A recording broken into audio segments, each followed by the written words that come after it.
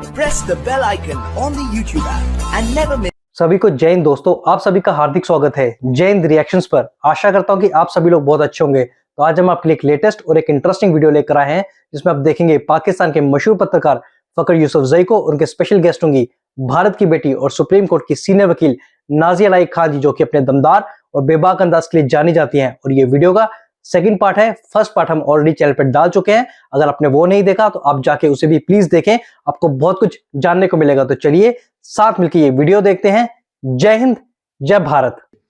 क्या कहेंगी कि मतलब जिसे कहते हैं, ऐसा लगता है कि बड़े वो कहते हैं ना, बचपन के यार होते हैं, दोस्त यार होते हैं या क्लास फेलोज होते हैं, बचपन में जब केले होते हैं, तो यकीन करें वो वाली चीज नजर आती है शेख ज़ैद साहब में और नरेंद्र मोदी साहब में। क्या देखती हैं आप खुद बीजेपी को वो करती हैं, पॉलिटिक्स में हैं और एनालिसिस भी करती हैं। देखिए, दो कट्टर लोग जब आपस में मिलते हैं ना, तो यारी बहुत जबरदस्त बनती है, जबरदस्त बन जाती है। और कल जब हमने मैं तो काफी नेशनल न्यूज पे भी थी, तो कल जब हमने अपनी आंखों से देखा कि सभ्यता, संस्कार और तहजीब व तमद्दन जब दो चीजें आपस में मिली हैं, तो एक खूबसूरत माहौल बन करके सामने आया है। दो देश के लोग, मोहम्मद बिन ज़ायद खुर्शीद साहब, अमित शाह जी और मोदी जी, ये चार लोग अपने अपने देश को खूबसूरत बनाना चाहते हैं, अपने अपने देश को तरक्की याफ्ता बनाना चाहते हैं, अपने अपने देश में अपने अपने देश के कानून को और भी सख्त करना चाहते हैं। मैं मोदी जी के लिए और अमित शाह जी के लिए कहूंगी, कट्टर हिंदू हैं। आप लोग भी कहते रहते हैं कट्टर हिंदू हैं, और ना ही अपने हिंदुत्व से कॉम्प्रोमाइज करने वाले हैं और ना ही भारत के संविधान से। हिंदुत्व से इसलिए कॉम्प्रोमाइज नहीं करेंगे क्योंकि हिंदू माँ के कोख से जन्म लिए हैं और भारत को हम लोग अपनी माता मानते हैं। और संविधान से इसलिए कॉम्प्रोमाइज नहीं करेंगे क्योंकि 26 नवंबर 1949 में ही हम सब ने संविधान के ऊपर अपने आप को समर्पित कर दिया था। अब आती हूं मैं मोहम्मद बिन ज़ायद पर और खुर्शीद साहब पर। अपने मुसलमान होने से वो कभी कॉम्प्रोमाइज नहीं करते हैं और अपने इस्लाम से भी वो कभी कॉम्प्रोमाइज नहीं करते हैं। आप यूएई में, अरब में जाकर के आप चोरी कीजिए, आपके हाथ काट दिए जाएंगे। आप किसी का मर्डर कीजिए, आपके गले काट दिए जाएंगे। आप किसी का बलात्कार कीजिए, आपको नामर्द बना दिया जाएगा। आप किसी महिला को गलत नजर से देखिए, आपकी आंखें निकाल दी जाएंगी। तो दो कट्टर लोग आपस में मिले हैं, तो जाहिर सी बात है कि दोस्ती होनी ही है। और दोनों का विजन सक्सेस की तरफ है, दोनों का फोकस अपने देश की तरक्की और अपने देशवासियों की तरक्की पर है। जब देश तरक्की करता है तो देशवासी तरक्की करते हैं। आज हमारे भारत में जितनी आपके यहाँ पॉपुलेशन नहीं है, उससे ज्यादा 80 करोड़ के घर में हमारे केंद्र सरकार की तरफ से राशन जाता है। बिल्कुल सही कह रहे। 3 करोड़ महिलाओं को लखपति दीदी बनाया गया है। महिलाओं को सबसे ऊंचा मुकाम भारत में दिया गया है। और कल देखिए, कल जब मोहम्मद बिन ज़ायद के साथ हमारे भारत के प्रधानमंत्री जब यूपीआई के बायलैटरल रिलेशन को लेकर के दस्तावेज इधर उधर हो रहे थे, तो वो दस्तावेज पकड़ने से लेकर के साइन कराने वाली तक महिलाएं थी। यस, सही बोल रही हूं मैं? बिल्कुल सही। अब आती है बात पाकिस्तान पे।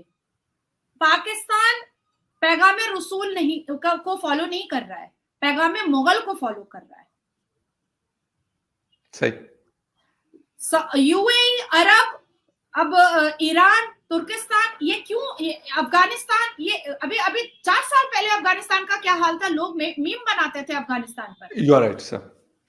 और अब अफगानिस्तान को देखिए कि आप लोगों को देख करके रोना आ जाएगा कि भाई हमारे हाथ में तो कटोरा ही रह गया, वो तो भाई साइंस में आगे बढ़ गए। क्योंकि वो लोग पैगामे रसूल को फॉलो कर रहे हैं। आप मंदिरें तोड़ दो, पाकिस्तान क्या कर रहा है, मंदिरें तोड़ दो, हिंदू धर्म को खत्म कर दो, 21% माइनॉरिटी को 1% कर दो, 428 मंदिरों से 21 मंदिरें कर दो, और उन मंदिरों पे फिर कॉफी शॉप बनाओ, उन मंदिरों पे फिर मदरसा बनाओ, उसके बाद फिर 5-5 साल की बच्चियों का तुम निकाह मुत्ता कराओ, हिंदुओं का कन्वर्शन कराओ, यहूदियों के कब्रिस्तान में बच्चों के खेलने का पार्क बनाओ। आप किसी के सेंटिमेंट को हर्ट करके, किसी के रिलीजन को हर्ट करके आप बिल्कुल सही कह फुलप्रूफ कर नहीं सकते हैं, बिल्कुल आप सही कह रहे हैं। नहीं हासिल कर सकते हैं। यस यस तो यस। मुझे लेकिन ऐसा लगता है नाज़िया, कि लेकिन बिल्कुल आपकी मुझे एक सेकंड जी जी, भाई, प्लीज मैं प्लीज प्लीज प्लीज प्लीज। मुझे ऐसा लगता है कि पैगामे इब्राहिमा और पैगामे मुगल बनने से अच्छा होगा कि अरब की तरह मुसलमानों को भारत से लेकर के पाकिस्तान तक पैगामे रसूल बन जाना चाहिए।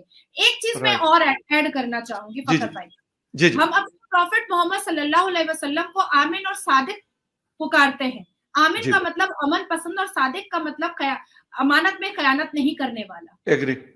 तो ये सब कुछ कहाँ चला गया है? आज आज पाकिस्तान के मुसलमान यस क्यों खो बैठे हैं यस और भारत के यस मुसलमान यस क्यों खो यस। बैठे हैं? एग्री। सही कहा, बड़ा जबरदस्त वैलिड पॉइंट आपने रेज किया है कि हम बातें तो जरूर करते हैं लेकिन प्रैक्टिकली जब ये चीज आती है तो हम उसको फॉलो नहीं करते। और मतलब इसका ताल्लुक मैं कहता हूं कि शायद इस्लाम से या किसी और रिलीजन से नहीं है, ऑनेस्टी और इस तरह की चीजें, यानी दूसरे की राइट्स को वायलेट नहीं करना। ये मेरा नहीं ख्याल कि कोई भी रिलीजन कहता हो कि नहीं नहीं आप नाजिया के जो राइट्स हैं आप उसको वायलेट करें, या फखर यूसुफजई को हक हासिल है क्योंकि ये मुस्लिम है या ये हिंदू है या ये क्रिश्चियन है या ये जीव है। नहीं, किसी को हक नहीं है। ये सब रिलीजन का मेरे ख्याल में ये चीज सब में कॉमन है कि वो कहते हैं कि दूसरे एक दूसरे की रिस्पेक्ट, एक दूसरे की मजहब की। नाजिया, एक चीज मतलब मोदी साहब के हवाले से पूछना चाह रहा हूं कि उन्होंने मिडिल ईस्ट के साथ जो एक एक लेवल पे जिस पे गए हैं, कहते हैं कि एक नई हिस्ट्री बनी है। मैं गल्फ न्यूज को पढ़ रहा था आज सुबह, तो वहां पे उनका जो हेडलाइन थी तो उन्होंने कहा it's a new history making by the prime minister of India Narendra Modi साहब। क्या कहेंगी कि पहले शायद किसी ने सोचा भी नहीं होगा कि यूएई के साथ, सऊदी अरेबिया के साथ, कतर के साथ या मिडिल ईस्ट पूरे के साथ, मैं कह दूं तो मतलब गलत नहीं होगा, ईरान भी किसी हद तक उसमें शामिल है, उनके साथ इस लेवल का रिलेशन होगा इंडिया का कि मतलब वो कहते एमबीएस साहब कहते हैं बड़ा भाई है मेरा, शेख जैद साहब कहते हैं माई ब्रदर, मोदी साहब भी उसको माई ब्रदर कहते हैं। मतलब मुझे खुशी इस बात की होती है कि एक आपने कहा ना कि एक कट्टर मुस्लिम और एक कट्टर हिंदू है, लेकिन दोनों एक दूसरे को भाई कहते हैं। और ये सिर्फ कहते नहीं है, वो हमें नजर आ रहा होता है, प्रैक्टिकली नजर आ रहा होता है। देखिए, मैं इसको बहुत खूबसूरती से आपको बता देना चाहती हूँ। जी जी। मैं पश्चिम बंगाल के एक मदरसे को विजिट करने के लिए गई थी, वहां पे प्राइज डिस्ट्रीब्यूशन था। जी जी। तो अब क्योंकि मैं कुरान भी बहुत अच्छे से पढ़ी हूँ, तो काफी सारे सवाल मैंने बच्चों से करने स्टार्ट किए, पर वो जवाब नहीं दे पाए। तो जब वो जवाब नहीं दे पाए, तो जब मैं बाहर निकली तो मुझसे मीडिया ने पूछा कि कैसा रहा आपका। मैंने कहा बच्चे तो जवाब ही नहीं दे पा रहे, तो फिर ये प्राइस किस चीज का। तो मुझे वहां पर एक मौलवी साहब ने कहा कि असल में आप मोदी जी को सपोर्ट करती हैं ना, इसीलिए आपको मदरसे के बच्चे अच्छे नहीं लगे। और याद रखिए, वो उन्हीं मौलवी साहब ने मुझे कहा कि याद रखिए कि जिस दिन राम मंदिर बनेगा उस दिन सऊदी अरबिया तेल नहीं देगा। अच्छा, ठीक है। उसके बाद फिर ये बातें मैंने नेशनल न्यूज पे सुना, 2017, 2018, 2019, 2020, 2021, 2022, 2023, ये बातें हमेशा मेरा झगड़ा होता रहता था और लोग बोलते रहते थे जी। तब जाकर के मैंने पूरे डेटाज निकाले। मैंने कहा भैया 22 जनवरी को राम मंदिर बन गया, बड़ी भव्य खूबसूरत प्राण प्रतिष्ठा भी हो गई, पर जो सिविलियन अवार्ड्स जो मोदी जी को मिले थे वो तो रिटर्न नहीं लिया। मुसलमान देशों से यूएई और सऊदी अरेबिया दोनों ने दिए हैं। हाँ, तो दोनों वो रिटर्न नहीं लिया। और जिस तेल की बात मुसलमान कर रहे थे कि राम मंदिर बनेगा तो सऊदी अरबिया तेल नहीं देगा, अब तो भाई तेल का जो पाइप है वो समुद्र के नीचे से निकाल दिया गया है कि यहाँ वहां से पानी आएगा, भारत से यहाँ से तेल जाएगा। और दोस्ती तो अब रिश्तेदारी में जैसे लग रहा है कि बदल गई, रिश्तेदारी में बदल गई। यस, सही कहा। ऐसा मालूम होता है कि दोनों एक्वेंटेंस नहीं है, दोनों फैमिली हैं। या यस। तो दोस्त के मुंह में चंदन और दुश्मनों के मुंह में कालिक लग गया। देखिए, हमारे कर्तव्य, हमारा विजन हमें गालियां भी सुनाता है और हमें तालियां भी दिलाता है।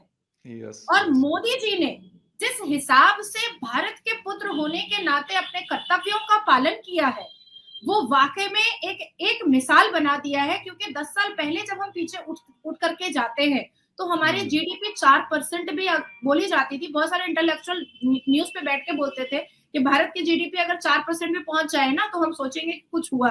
आज 7.9% पर है, almost 8%, almost 8%, highest in the world है।